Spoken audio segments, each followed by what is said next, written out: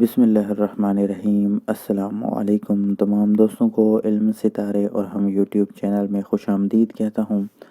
آج کی جو ہماری ویڈیو ہے یہ خاص کر دشمن کے حوالے سے ہے کہ دشمن کے شر سے کیسے محفوظ رہا جائے گا۔ اکثر آج کل تو ٹرینڈ ہی چل چکا ہے کہ اگر کسی کو کوئی چھوٹی بات بھی کہہ دیں تو وہ انسان کا جو ہے جانی دشمن بن جاتا ہے، اور بہت سارے میرے بہن بھائی ایسے ہیں جن کو اپنے دشمنوں کی وجہ سے بہت سارے مسائل کا سامنا کرنا پڑتا ہے۔ تو اگر آپ چاہتے ہیں کہ آپ کی حفاظت ہو دشمن کے شر سے، اگر کوئی بندہ آپ کے پیچھے لگا ہوا ہے، آپ جاب کرتے ہیں اور کوئی آپ کا کولیگ ہے جو آپ کو بہت تنگ کرتا ہے، یا اپنے رشتہ داروں میں اپنے گلی محلے میں کوئی آپ کو بہت زیادہ تنگ کرتا ہے اور آپ سے دشمنی کرتا ہے، اور آپ چاہتے ہیں کہ اس دشمن کے شر سے آپ محفوظ رہیں، تو آپ کو میں ایک وظیفہ بتاتا ہوں۔ بہت ہی آسان سا وظیفہ ہے اور بہت ہی اتھینٹک قسم کا یہ وظیفہ ہے۔ وظیفہ یہ ہے کہ آپ نے ایک آیت کا ورد کرنا ہے صبح و شام، جب بھی آپ کو ٹائم ملے، یا آپ اس کو کھلا پڑھنا چاہیں تو یہ ایسی دعا ہے کہ آپ اس کو کھلا بھی پڑھ سکتے ہیں، دن میں جتنی مرتبہ آپ اس کو چاہیں پڑھ سکتے ہیں۔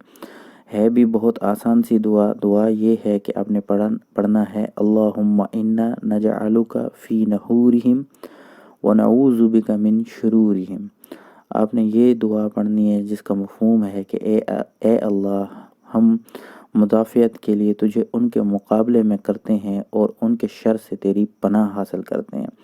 روایت ہے حضرت ابو موسیٰ رضی اللہ تعالی عنہ سے، فرماتے ہیں کہ جب نبی کریم صلی اللہ علیہ وآلہ وسلم کو کسی قوم کی طرف سے شر کا ڈر ہوتا تو آپ علیہ الصلاۃ والسلام یہ دعا فرمایا کرتے تھے۔